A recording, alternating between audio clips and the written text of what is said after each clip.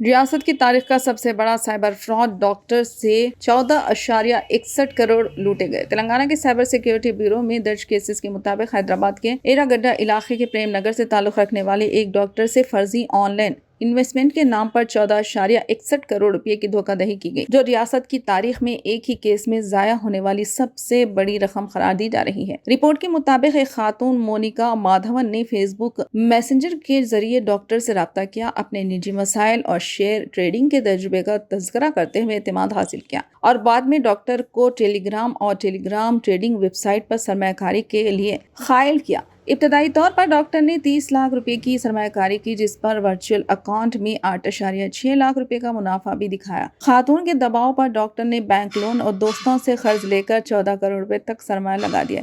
جب ڈاکٹر نے اس رقم کو واپس نکالنے کی کوشش کی تو خاتون نے مزید پیسے مانگتے ہوئے کہا کہ واپسی کے لیے 50% ٹیکس ادا کرنا ہوگا۔ بعد میں ٹریڈنگ نمائندوں کے بھیجے گئے کاغذات غیر متعلقہ ثابت ہوئے، جس پر ڈاکٹر کو فراڈ کا شک ہوا۔ شک پختہ ہونے پر ڈاکٹر نے خاتون سے سخت سوال کیے، جس کے بعد وہ جواب دینا بند ہو گئی۔ آخرکار ڈاکٹر کو اندازہ ہوا کہ وہ ٹھگے جا چکے ہیں، اور متاثرہ شخص کی شکایت پر سائبر کرائم پولیس نے جمعرات کے دن مقدمہ درج کر کے تفتیش شروع کر دی ہے۔